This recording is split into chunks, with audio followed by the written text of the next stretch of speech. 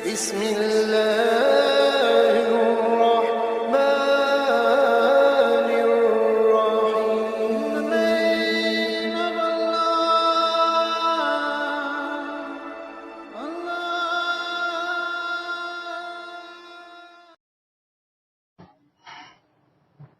أعوذ بالله من الشيطان الرجيم. بسم الله الرحمن الرحيم. إن المتقين في ظلال وعيون وفواكه مما يشتهون كلوا واشربوا هنيئا بما كنتم تعملون إنا كذلك نجزي المحسنين ويل يومئذ للمكذبين كلوا وتمتعوا قليلا إنكم مجرمون ويل يومئذ للمكذبين وإذا قيل لهم اركعوا لا يركعون ويل يومئذ للمكذبين فبأي حديث بعده يؤمنون. صدق اللہ العظیم. سبحانک لا علم لنا الا ما علمتنا انک انت العلیم الحکیم. رب اشرح لی صدری ویسر لی امری واحلل عقدۃ من لسانی یفقہوا قولی. پناہ مانگتا ہوں میں اللہ تعالیٰ کی شیطان مردود سے. شروع کرتا ہوں میں اللہ کے نام سے جو بڑا مہربان بڑی رحمتوں والا ہے. بے شک متقی پرہیزگار ڈرنے والے لوگ سائے میں ہوں گے اور نہروں میں ہوں گے اور انہیں وہ میوے دیے جائیں گے جس کی وہ لوگ چاہت رکھیں گے. کہا جائے گا ان سے کہ کھاؤ اور پیو مزے سے، یہ بدلہ ہے ان کاموں کا اعمال کا جو تم کرتے تھے. بے شک ہم اسی طرح نیکی کرنے والوں کو جزا دیتے ہیں. ہلاکت بربادی ہے اس دن جھٹلانے والوں کے لیے. کھاؤ اور مزہ اڑاؤ تھوڑے دنوں، بے شک تم مجرم ہو. ہلاکت ہے بربادی ہے اس دن جھٹلانے والوں کے لیے. اور جب ان سے کہا جاتا ہے کہ جھک جاؤ تو وہ نہیں جھکتے. ہلاکت و بربادی ہے اس دن جھٹلانے والوں کے لیے. پس کس بات پر اس کے بعد وہ لوگ ایمان لائیں گے؟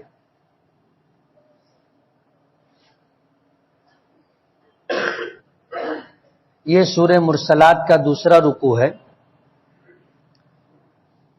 ترجمے سے آپ نے اندازہ لگایا ہوگا کہ اوپر جو مضمون تھا اس مضمون کے بالمقابل اب اللہ پاک وہ مضمون ذکر کر رہے ہیں جس میں اوپر والوں کے مقابلے میں نیکی کرنے والوں کو نوازنے کی بات ہے.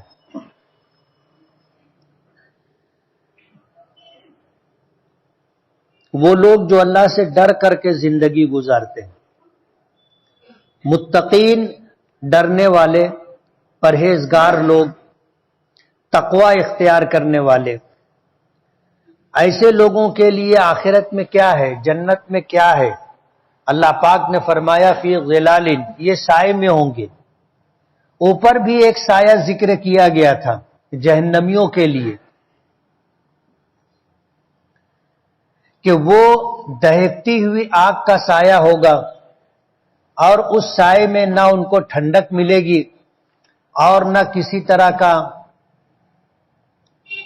کوئی ان کو کسی طرح کی راحت ملے گی. لیکن جنت میں جانے والے جو لوگ ہوں گے انہیں جو سایہ ملے گا وہ سایہ عرش الہی کا بھی سایہ ہو سکتا ہے، جس کا تذکرہ حدیث پاک میں آتا ہے کہ کل قیامت کے دن اللہ کے عرش کے علاوہ کسی چیز کا سایہ میدان محشر میں نہیں ہوگا.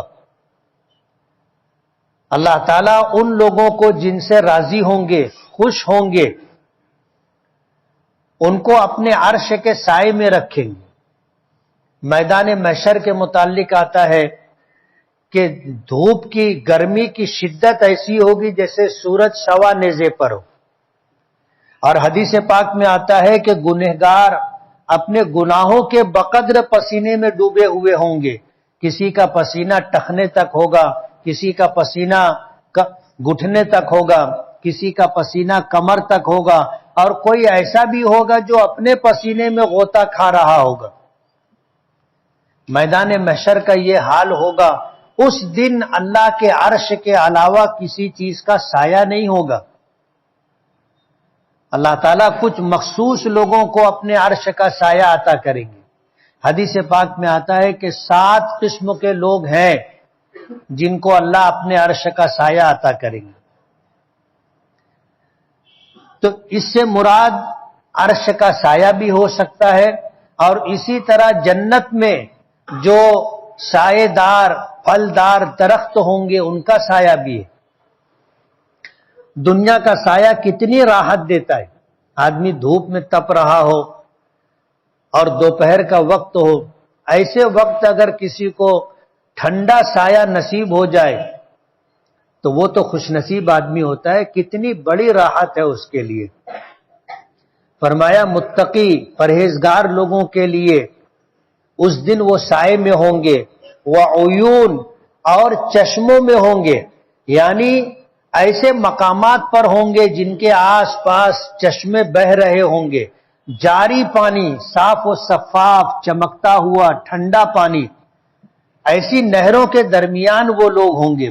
وَفَوَاكِهَ مِمَّا يَشْتَهُونَ، اور انہیں جنت میں وہ میوے دیے جائیں گے جس کی وہ چاہت کریں گے، خواہش کریں گے.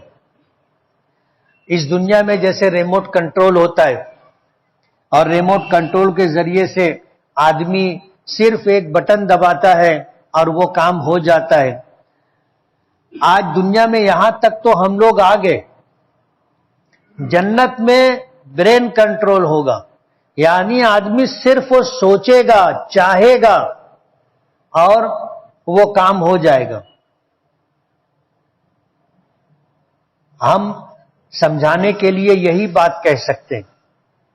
مما یشتہون کا یہی مطلب ہے کہ جنتی جو چاہے گا اسے وہ اللہ پاک عطا کریں گے. جو چاہے گا، جس طرح کا میوہ چاہے گا وہ صرف چاہت کرے گا، میوے اس کے پاس شاخوں میں سے جھک کر کے آ جائیں گے. وَفَوَاكِهَ مِمَّا يَشْتَهُونَ، اور پیچھے میں نے ذکر کیا تھا کہ دنیا کے جو میوے ہیں ان کا جنت کے میووں سے اور جنت کے پھلوں سے کوئی تقابل نہیں ہے، کوئی جوڑ نہیں ہے. یہ تو ہمیں سمجھانے کے لیے اللہ پاک نے دنیا میں یہ پھل اور یہ میوے عطا کر دیے تاکہ کچھ تو ہم سمجھ سکیں. اور اگر دنیا میں یہ پھل اور یہ میوے ہمیں نہ ملے ہوتے اور ہم نے اسے نہ دیکھا ہوتا اور ہم نے اسے نہ کھایا اور چکھا ہوتا تو ہمارے لیے سمجھانا مشکل ہو جاتا. اس لیے دنیا میں جو پھل فروٹ ہیں اور ان کو جو نام دیے گئے ہیں یہ تو صرف سمجھانے کے لیے، اور جنت کے میووں سے ان کا کوئی جوڑ نہیں ہے. حدیث پاک میں جیسا آتا ہے کہ مالا عین رأت، جنت کی نعمتوں کو آنکھوں نے دیکھا نہیں. اب ظاہر بات ہے دنیا کی نعمتیں تو ہم نے دیکھی ہیں. اب دنیا میں جو پھل اور میوے ہم نے دیکھے ہیں، ظاہر بات ہے اگر جنت کے میوے ایسے ہی ہوتے تو حضور کا یہ فرمان نہیں ہوتا کہ مالا عین رأت، نہ کسی آنکھ نے دیکھا، ولا اذن سمعت، اور حضور نے ہمیں اپنی زبان مبارک سے جو الفاظ عطا کیے حدیث پاک میں اسے سن کر کے اور اسے سنا کر کے ہم جو سمجھتے ہیں یا جو سمجھاتے ہیں، جنت کی نعمتیں اس سے بھی آگے. ہم جتنا بھی آپ کو سمجھانے کے لیے الفاظ کا استعمال کر لیں، ہم جنت کی حقیقی نعمتوں کو نہ سن سکتے، نہ دیکھ سکتے، اور نہ ولا خطر علی قلب بشر، اور کسی انسان کے دل پر اس کا تصور بھی نہیں گزر سکتا. یعنی ہم کسی چیز کو اچھے سے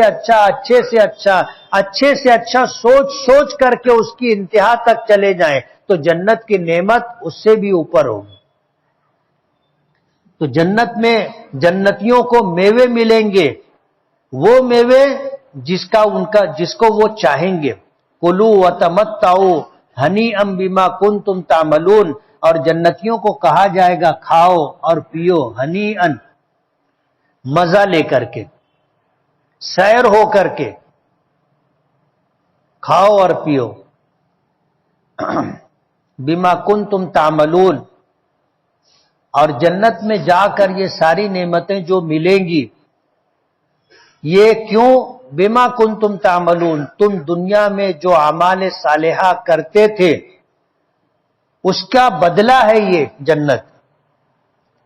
حدیث پاک میں آتا ہے، اللہ کے نبی صلی اللہ علیہ وسلم نے فرمایا کہ کوئی شخص اپنے اعمال کی وجہ سے جنت میں نہیں جائے گا، اعمال کی وجہ سے نہیں جائے گا. جب حضور نے یہ بات فرمائی تو حضرت عائشہ صدیقہ رضی اللہ تعالی عنہا نے عرض کیا کہ اللہ کے رسول آپ بھی؟ تو حضور نے فرمایا ہاں، حتی غشیتنی رحمت ربی، یہاں تک کہ مجھے میرے پروردگار کی رحمت ڈھانپ لے. تو اس حدیث پاک کا مفہوم یہ ہوا کہ آدمی اپنے اعمال کی وجہ سے جنت میں نہیں جائے گا، جائے گا اللہ کی رحمت کی وجہ سے.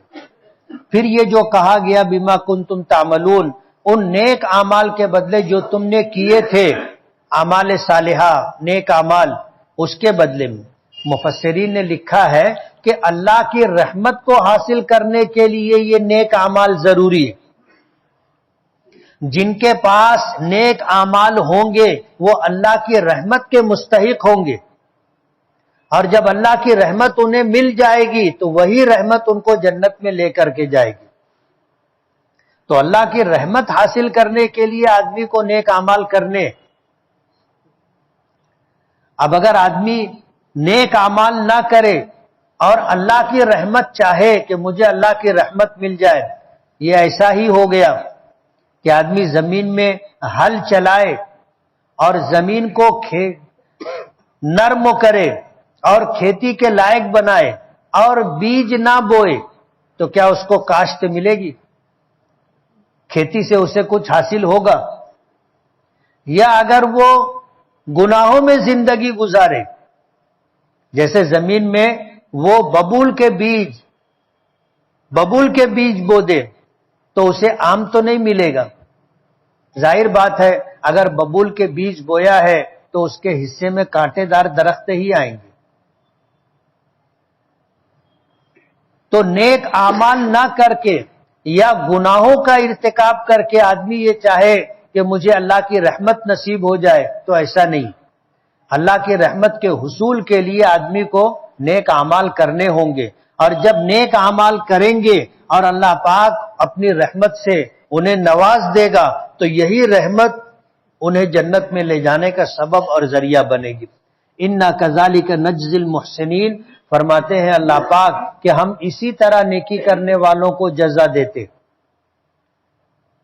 وَيْلٌ يَوْمَئِذٍ لِّلْمُكَذِّبِينَ، اب جو لوگ جھٹلاتے ہیں، قیامت کے دن کے وقوع کا انکار کرتے، جنت اور جہنم کے منکر ہیں، ایسے انکار کرنے والے اور جھٹلانے والوں کے لیے ہلاکت، تباہی و بربادی. کلوا وتمتعوا قلیلا انکم مجرمون، جو گنہگار، مشرک، کافر اور بدعمال لوگ ہوں گے ان سے کہا جا رہا ہے کلو، کھا لو، وتمتعوا، تھوڑے دن مزے اڑا لو، قلیلا، تھوڑے دن. اب ظاہر بات ہے دنیا کی یہ زندگی آخرت کے مقابلے میں کوئی حیثیت نہیں رکھتی. وجہ اس کی یہ ہے کہ آخرت کی انتہا نہیں ہے، آخرت کی انتہا نہیں ہے، اس دنیا کی انتہا ہے. اس سے پہلے جو دنیا عالم تھا اس کی انتہا تھی، اس سے پہلے جو ہے اس کی انتہا. عالم ارواح کی انتہا یہ ہے کہ روح وہاں سے منتقل ہو گئی. بچہ ماں کے پیٹ میں وجود پایا، 4 مہینہ ہوتا ہے اس کا دل دھڑکنا شروع ہو جاتا ہے. اللہ تعالیٰ اس کی روح عالم ارواح سے ماں کے پیٹ میں بچے کے جسم میں منتقل کر دیتے. عالم ارواح اس کے لیے انتہا ہے. ماں کے پیٹ کا زمانہ اس کے لیے انتہا ہے، 9 مہینے 12 دن ایک انتہا ہے، وہ وقت ختم ہوا بچے کی ولادت ہو جاتی ہے۔ اس دنیا کی بھی ایک انتہا ہے، جس کی زندگی جتنی ہے وہ اس کی انتہا ہے، اور اس پورے عالم کی بھی ایک انتہا ہے جسے قیامت کہتے۔ اس کے بعد قبر کا زمانہ، سور پھونکے جانے تک، قیامت آنے تک اس کی بھی انتہا ہے۔ جب قیامت کے لیے سور پھونکا جائے گا برزخ کا زمانہ ختم ہوگا، لیکن اس کے بعد جو آخرت ہے یعنی آخری عالم، اس کی انتہا نہیں ہے، ہمیشہ ہمیشہ کا زمانہ ہے وہ، اس کی انتہا نہیں۔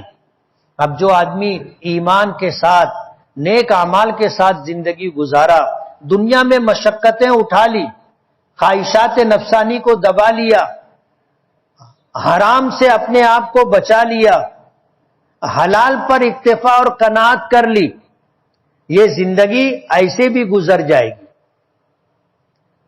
ایسے بھی گزر جائے گی۔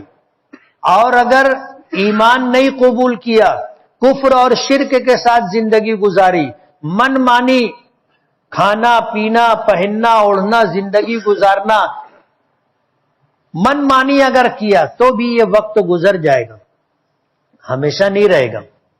لیکن نیکی کرنے والوں کے لیے اللہ پاک جنت بنائے ہیں، اور اللہ کو ناراض کرنے والے کفر شرک کے ساتھ بدعمالی کے ساتھ زندگی گزارنے والوں کے لیے جہنم ہے۔ اور یہ آخرت میں حساب و کتاب کے بعد آخرت کا معاملہ ہے، اور آخرت ابد الآباد کے لیے، یعنی اس عالم کی انتہا نہیں ہے۔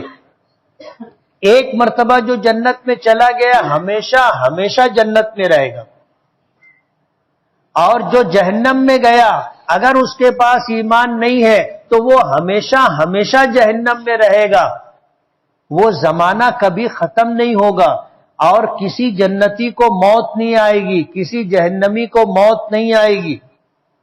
حدیث پاک میں آتا ہے کہ جب حساب و کتاب سے اللہ پاک فارغ ہو جائیں گے اور جنت میں جانے والے جنت میں چلے جائیں گے، جہنم میں جانے والے جہنم میں چلے جائیں گے، تو اللہ تعالیٰ موت کو مینڈھے کی شکل دیں گے۔ امام بخاری رحمت اللہ علیہ نے اس حدیث کو ذکر کیا ہے، موت کو مینڈھے کی شکل دیں گے، اور پھر اسے جنت اور جہنم کے درمیان سارے جنتیوں کو حکم ہوگا کہ دیکھو، ہر جنتی دیکھے گا اور اس مینڈھے کو جو موت ہوگی پہچانے گا کہ یہ موت ہے، سارے جہنمیوں کو حکم ہوگا دیکھو، وہ دیکھیں گے اور ہر جہنمی پہچانے گا کہ یہ موت ہے، اور پھر اللہ پاک کا حکم ہوگا موت کو ذبح کر دیا جائے گا۔ وہ مینڈے کی شکل میں ہوگا، موت کو موت آ جائے گی، پھر اس کے بعد موت نہیں، ہمیشہ ہمیشہ کی زندگی۔ جو جنت میں ہے ہمیشہ ہمیشہ جنت میں رہے گا، اور جو جہنم میں ہے اگر ایمان سے محروم ہے تو ہمیشہ ہمیشہ جہنم میں رہے گا۔ اور جہنم میں ایسے لوگ جو اپنی بدعمالیوں کی وجہ سے گئے اور ان کے دل میں ایمان ہے چاہے تھوڑا سا ہی کیوں نہ ہو، ایک وقت آئے گا اس ایمان کی بدولت وہ جنت میں آئے گا۔ ایمان تھا، اس نے دنیا میں کفر نہیں کیا، اس نے شرک نہیں کیا، گنہگار تھا اور اللہ نے سزا دینے کا فیصلہ کیا، تو جتنا گناہ تھا اتنی سزا اسے جہنم میں ملے گی، اور اس کے بعد اللہ اس کو جہنم سے جنت میں منتقل کر دیں گے۔ لیکن مرے گا کوئی نہیں، مرے گا کوئی نہیں، چاہے وہ جنت میں ہو چاہے وہ جہنم میں ہو، ہمیشہ ہمیشہ کی زندگی دیں گے۔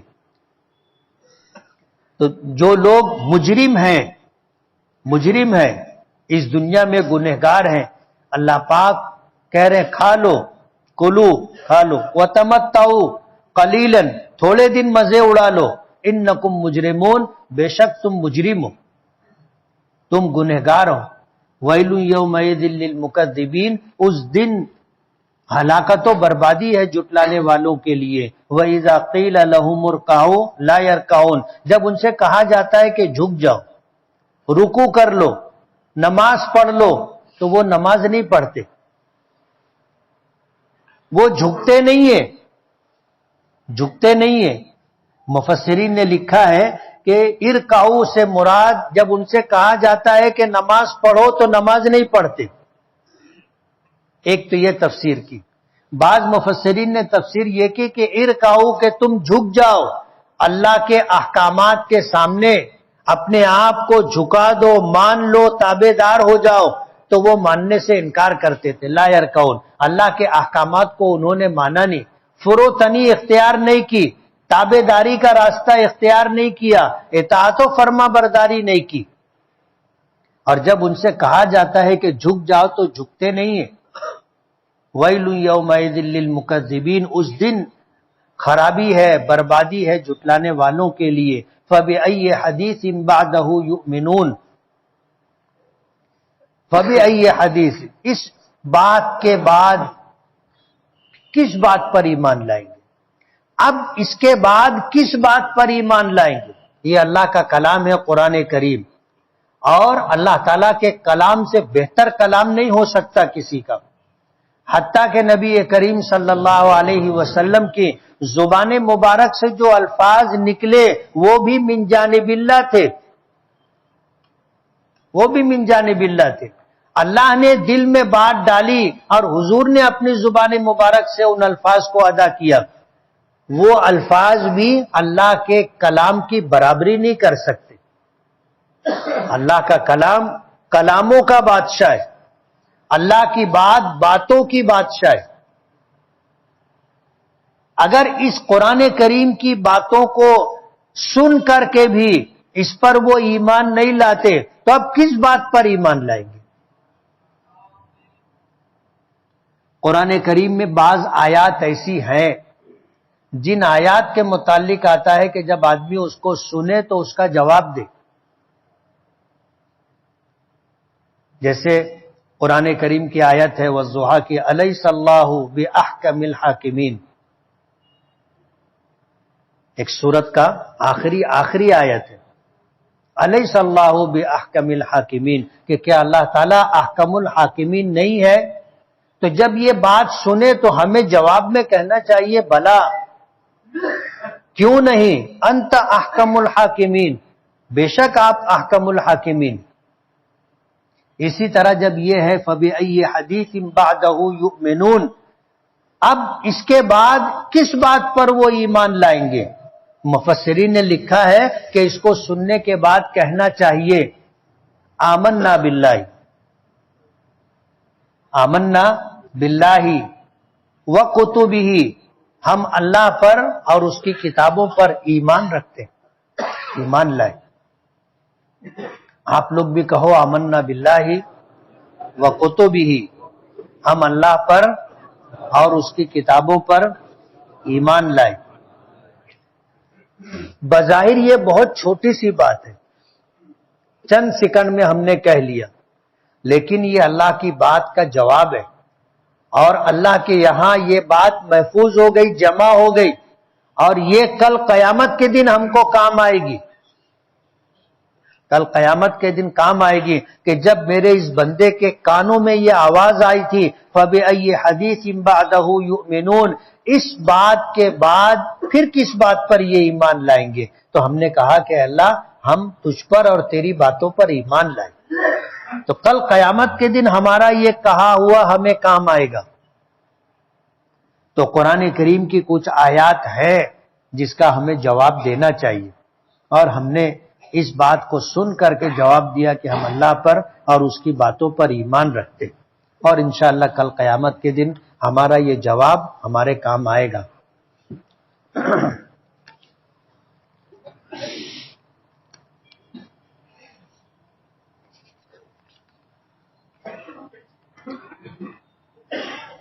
ابھی دعا سے پہلے مدرسہ حضرت اکرمہ کی تعمیر کے تعلق سے اعلان ہوا تھا۔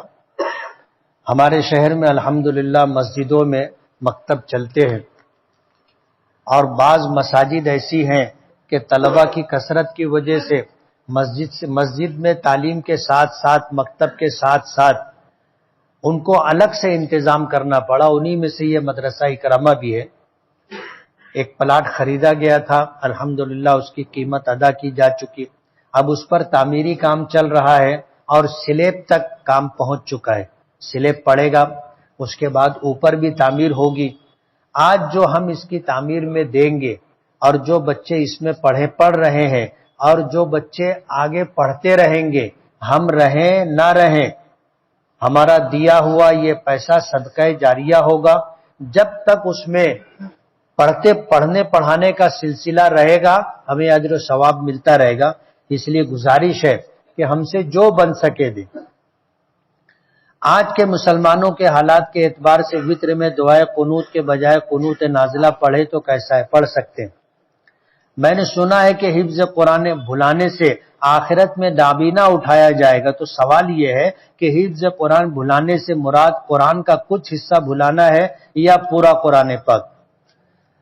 یہ وضاحت تو نہیں ملتی ہے، لیکن قرآن کریم میں آتا ہے کہ وَيَوْمَ نَحْشُرُهُ أَعْمَى، ہم ایسے لوگوں کو اندھا کر کے اٹھائیں گے،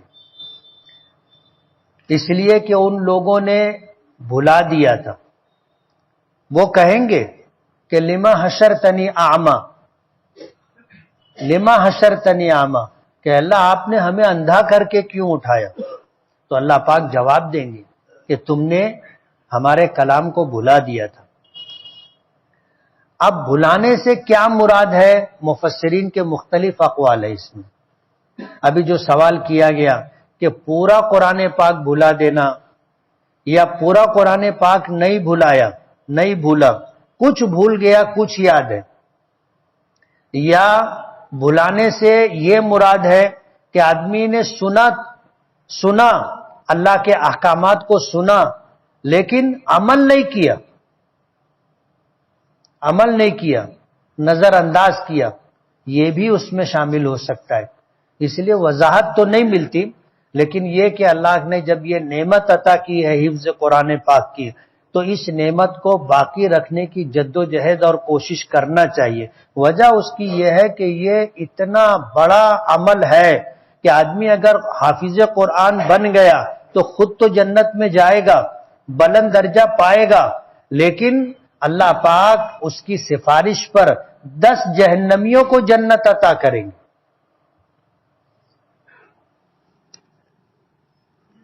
کوئی کام کرنے کے بعد اگر دل میں ریاکاری کا خیال پیدا ہو تو کیا اس عمل پر اجر ملے گا؟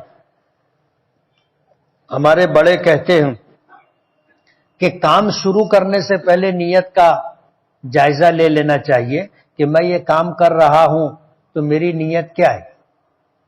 اگر نیت میں ذرا سا بھی ریاکاری، دکھاوا، ایسا کوئی جذبہ ہو، فوراً اس کو ٹھیک کرنا چاہیے۔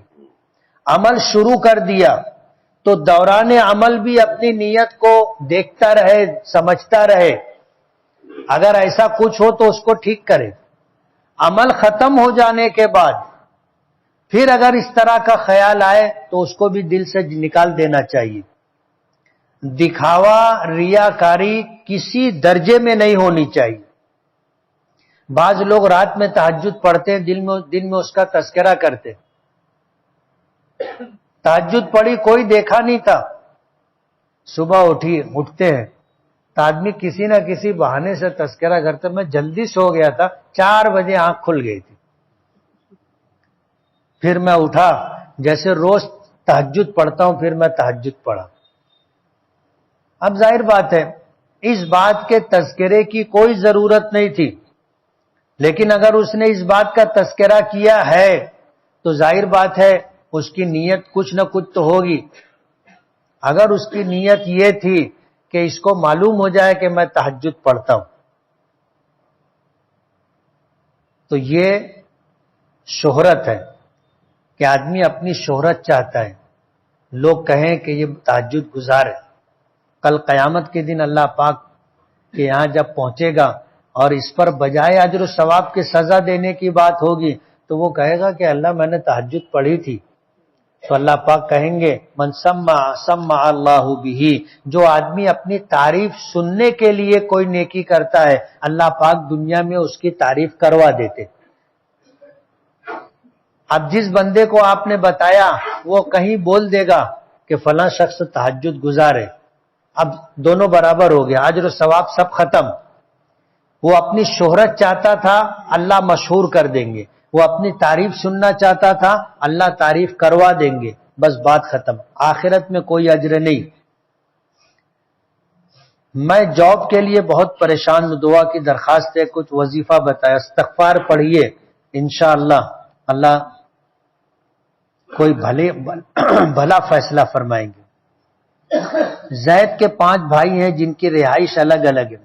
زید کے بڑے بھائی کے بیٹے کا انتقال ہو گیا ہے، پہلی بھاتی محلے والوں کی طرف سے ہے، اس کے بعد کیا زید کے بھائیوں کی طرف سے کھانے کا انتظام کیا جا سکتا ہے؟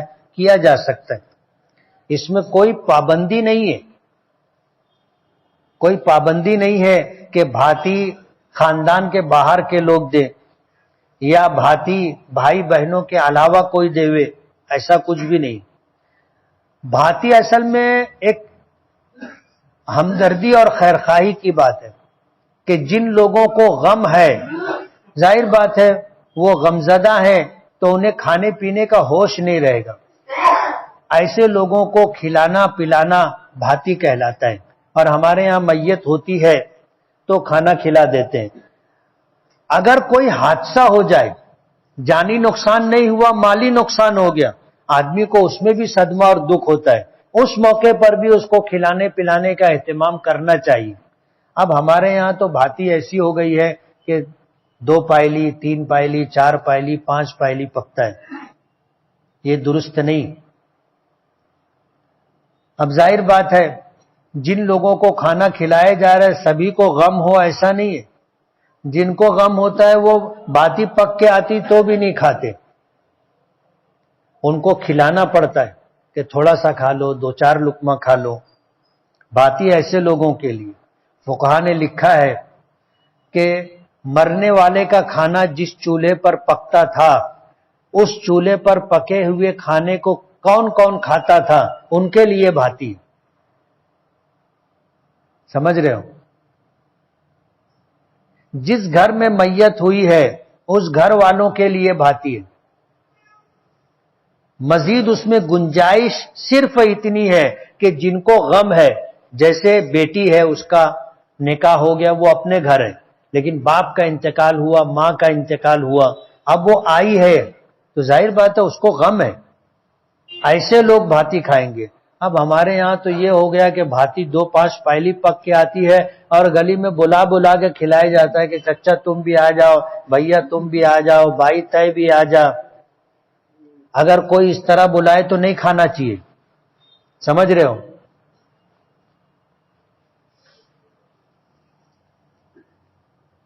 میرے ایک دوست کا کہنا ہے کہ غیر مسلم کی ہوٹل پر کھانا پینا نہیں چاہیے، شریعت کی روشنی میں کیا اصول ہے، کھانا چاہیے یا نہ کھانا چاہیے؟ اصول ایک الگ چیز ہے، احتیاط ایک الگ چیز ہے۔ کھانے پینے کے معاملے میں آدمی کو ہمیشہ حلال چیزوں کا اہتمام کرنا چاہیے، اور جہاں حلال ملتا ہے ہمیں اطمینان ہے وہاں ہم کھا سکتے ہیں، چاہے وہ ہوٹل غیر مسلم کی ہو۔ اور جس جگہ ہم کو اطمینان نہیں ہے پھر وہ چاہے ہوٹل یا وہ کھانا کسی مسلمان کے یہاں ہی کیوں نہ ہو، نہیں کھانا چاہیے۔ مذہب کا اس میں دخل نہیں ہے، اس میں مذہب کا دخل نہیں ہے، اس لیے یہ کہنا کہ ہندو کے یہاں نہیں کھانا چاہیے نہیں پینا چاہیے ایسا نہیں۔ اصول یہ ہے کہ ہم حلال کھائیں گے، حلال پیئیں گے، اب وہ حلال ہمیں جہاں سے ملے گا وہاں کھا سکتے پی سکتے، اور جہاں حلال نہیں ہوگا وہاں ہم نہیں کھائیں گے نہیں پیئیں گے۔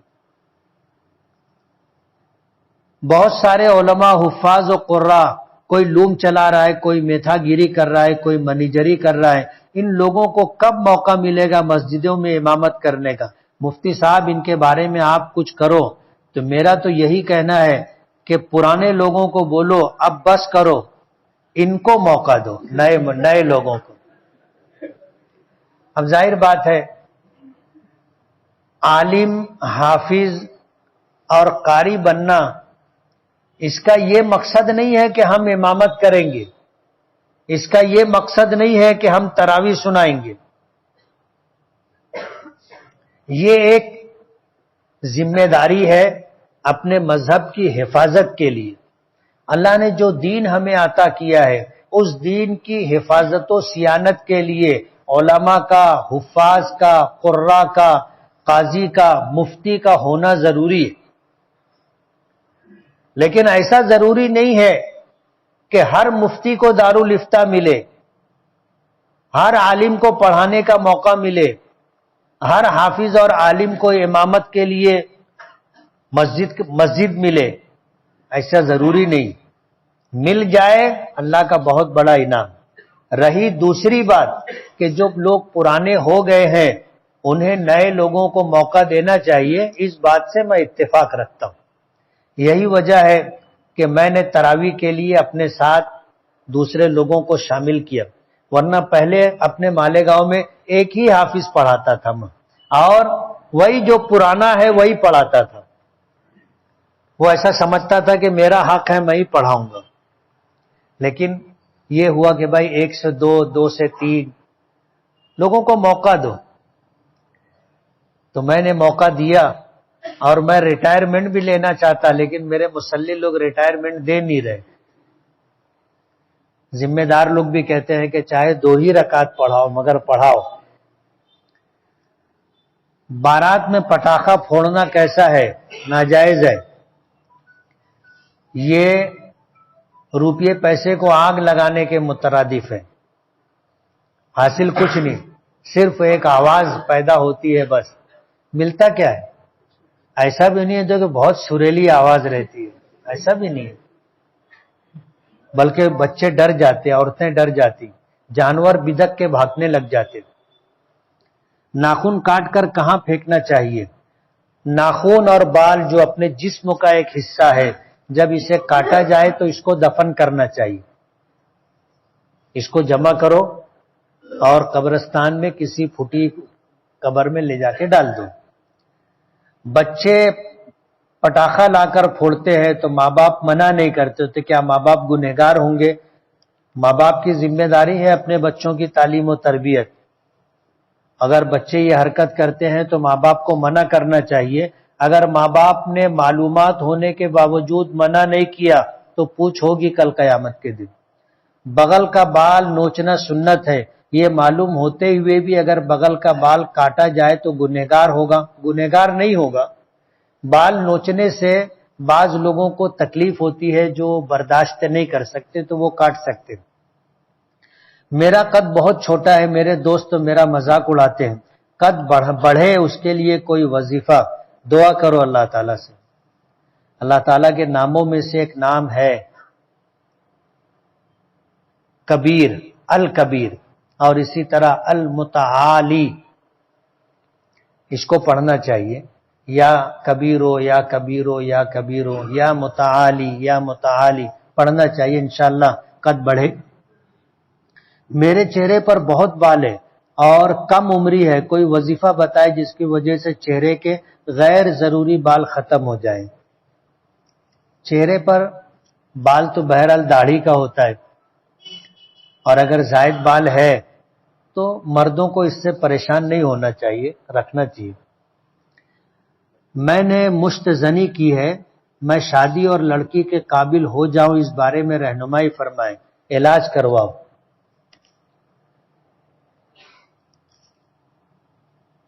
اگر کوئی پرائی لڑکی کو بوسا لے تو کیا زنا کہلائے گا؟ یہ بھی زنا ہے. آنکھوں کا زنا دیکھنا ہے پرائی عورت کو.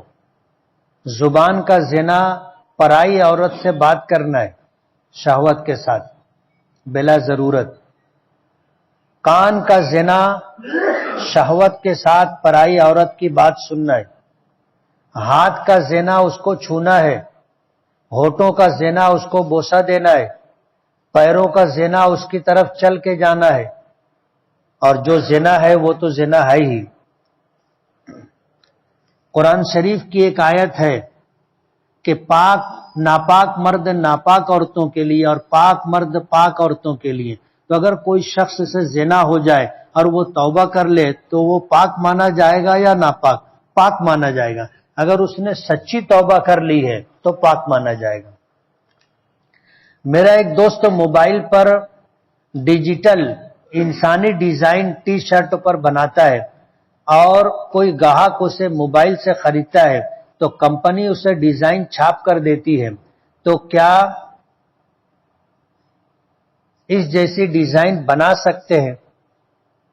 اسپائڈر مین کی ڈیزائن بنا سکتے ہیں؟ ایسی کسی تصویر کا بنانا جو جاندار ہو جائز نہیں ہے، گناہ ہے۔ زمین پر گرے ہوئے پیسے کو اپنے اوپر خرچ کرنے سے قیامت کے دن پکڑ ہوگی، اس میں تھوڑی سی تفصیل ہے۔ پہلی بات تو یہ ہے کہ گری پڑی چیز اٹھانا ہی نہیں چاہیے۔ اگر آدمی اٹھا لیا تب اس کی ایک ذمہ داری ہے، وہ ذمہ داری یہ کہ اس کے مالک کو تلاش کرے اور تلاش کر کے اس تک پہنچائے،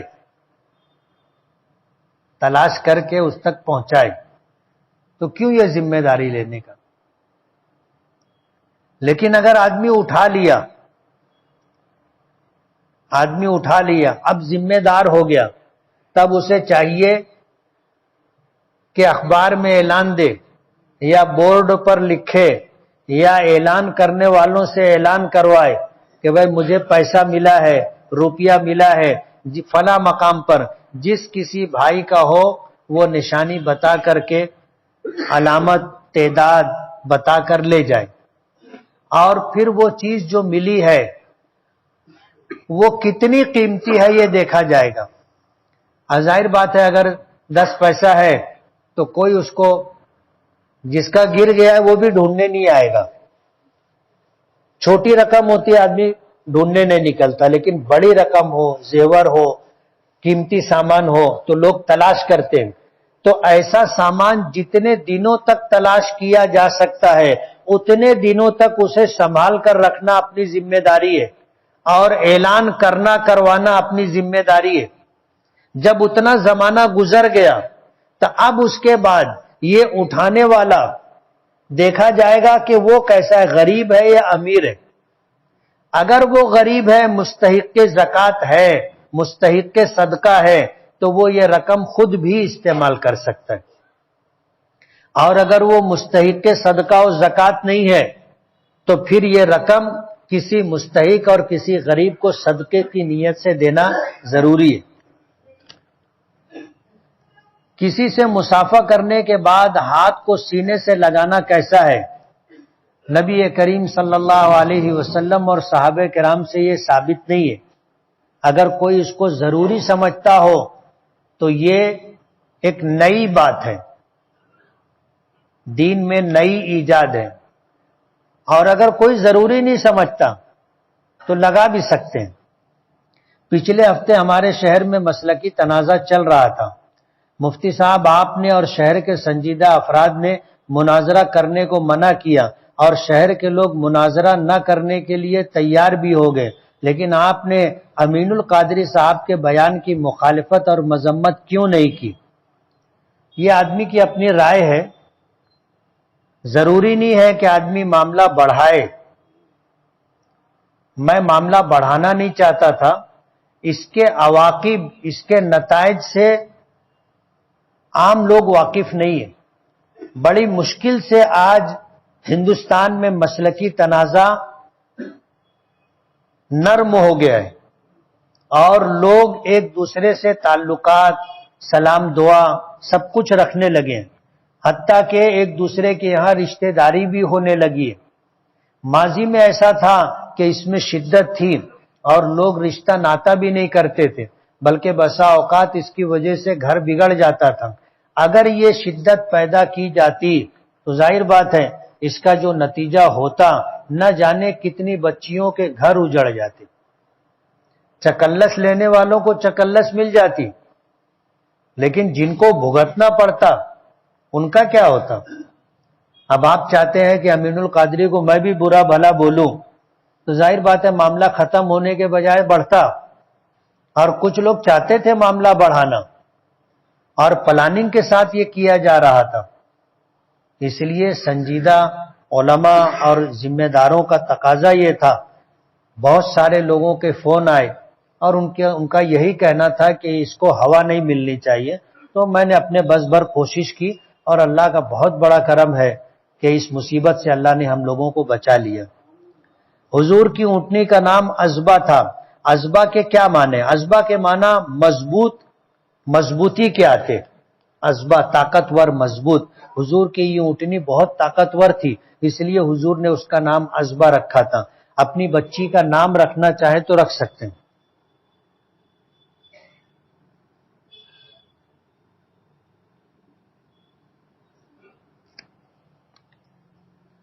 قرآن سے ہمیں معلوم ہوا ہے کہ بچے کے اندر 3 یا 4 مہینے بعد جان ڈالی جاتی ہے، لیکن ڈاکٹر لوگ پہلے یا دوسرے مہینے میں سونوگرافی نکلواتے ہیں اور بولتے ہیں کہ بچے کے اندر جان نہیں ہے اور اس کو سوئی لگا کر گرا دیتے ہیں۔ ڈاکٹر کا ایسا کرنا کیسا ہے؟ بلا ضرورت شدیدہ اگر عورت کی جان کو اندیشہ نہ ہو اور حمل رہ جائے تو گرانا جائز نہیں ہے، چاہے 1 مہینہ ہو چاہے 1 دن ہو۔ ایسا ضروری نہیں ہے کہ جان پڑے اس کے بعد۔ اس لیے ڈاکٹروں کی یہ بات میڈیکلی اعتبار سے جو ان کے نزدیک ہوگی، شرعی اعتبار سے بچے میں جان رہے نہ رہے حمل گرانا جائز نہیں۔ اگر ماں کی جان کو اندیشہ ہو تو الگ بات ہے، ورنہ نہیں۔ تابوت سکینہ کیا ہے؟ تفصیلی جواب دیں۔ تابوت سکینہ کے متعلق آتا ہے کہ جب حضرت آدم علیہ السلام کو جنت سے زمین پر اتارا گیا تھا تو یہ جو تابوت تھا اللہ پاک نے جنت سے وہ بھی اتارا تھا۔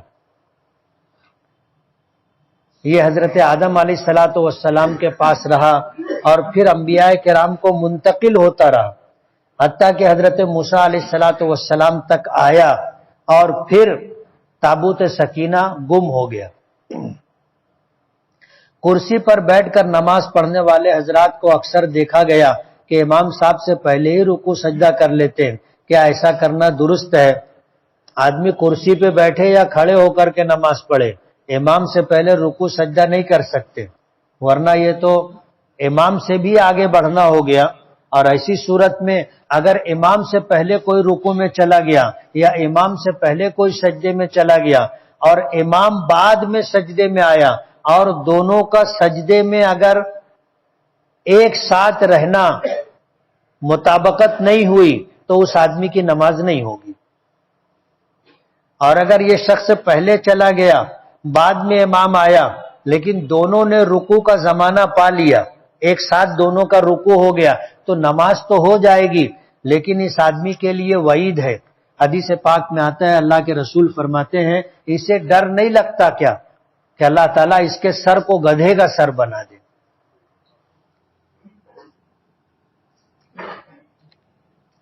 زید کی شادی کو 9 سال ہو گئے، بہت علاج کروایا مگر ڈاکٹروں کا کہنا ہے کہ اب اولاد نہیں ہوگی۔ اب IVF کرنا پڑے گا، یہی ایک صورت ہے، کیا یہ جائز ہے یا ناجائز ہے؟ ناجائز ہے۔ ہم لوگ عمرہ کرنے گئے تھے یہ سال، تو وہاں پر عمرہ کرتے وقت صفا مروہ کی سعی کرتے وقت غلطی ہو گئی تھی۔ صفا کی طرف سے شروع کرنا تھا تو مروہ کی طرف سے شروع کر دیے تھے۔ پہلا عمرہ کرتے وقت یہ ہوا تھا تو کیا کرنا چاہیے؟ چکر 7 ہوئے تھے یا نہیں؟ اگر 6 چکر ہوا ہے تو 1 چکر کا صدقہ دینا پڑے گا، اور اگر آپ نے 8 چکر کر لیا تھا یعنی مروہ سے صفا آئے پھر یہ چکر آپ نے نہیں مانا، صفا سے پھر آپ نے شروع کیا اور 7 چکر کیے تو کوئی بات نہیں۔ میری بیوی نے خواب دیکھا کہ وہ نماز پڑھ رہی ہے اور اچانک اس کے مصلے پر کوئی چیز گری جس کی وجہ سے پورا کمرہ روشن ہو گیا، جگمگانے لگا، اس کی کیا تعبیر ہے؟ اچھا خواب ہے، انشاءاللہ گھر میں خیر و برکت آئے گی۔ میرا ایک دوست ہے جو شادی شدہ ہے اور اس نے ایک شادی شدہ خاتون سے ناجائز رشتہ بنایا ہے، تو کیا ایسی صورت میں اس کی بیوی سے نکاح قائم رہے گا؟ نکاح قائم رہے گا اپنی بیوی سے، لیکن یہ گناہ کبیرہ ہے، آدمی کو توبہ اور استغفار کرنا چاہیے۔ میری بڑی بہن بڑی تکلیف میں ہے، اس کا شوہر شکی مزاج ہے، کسی کے بتانے پر ایسا معلوم ہوا کہ انہیں سفلی علم میں کھلایا گیا ہے۔ میں ایسا سنا ہوں کہ سفلی علم کا علاج سفلی سے ہی ہوتا ہے، اس معاملے میں آپ کوئی حل بتائیں۔ یہ غلط بات ہے جو لوگوں کے درمیان مشہور ہو گئی ہے کہ سفلی کا علاج سفلی سے ہی ہوگا۔ اللہ کے کلام سے بڑھ کر کے کسی کے کلام میں طاقت نہیں، اس لیے سورہ فاتحہ، آیت الکرسی اور چاروں قل اور دیگر آیتیں ہیں، اس سے علاج ہو جاتا ہے۔ اور شک کا علاج لقمان حکیم کے پاس بھی نہیں، اور عام طور پر شک وہ مرد لوگ کرتے ہیں جو کمزور ہوتے ہیں۔ میں آپ کو ایک بات بتاؤں، اگر آپ نے پیٹ بھر کھانا کھا لیا ہے، پھر اگر آپ کو کوئی کھانے کی دعوت دے گا تو آپ کھائیں گے؟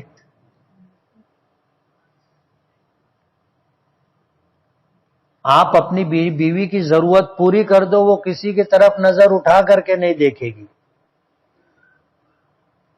اور آپ اگر اپنی بیوی کی ضرورت پوری نہیں کر پاتے تو آپ تو شک کرو گے نا۔ وہ بیچاری کسی کی طرف چاہے نہ دیکھے، لیکن تم اگر شک کر رہے ہو تو اس کا مطلب یہ ہے کہ تم میں نامردی ہے۔ اس لیے جو مردانہ اعتبار سے کمزور ہوتے ہیں ان کو اپنی بیوی پر شک ہوتا ہے۔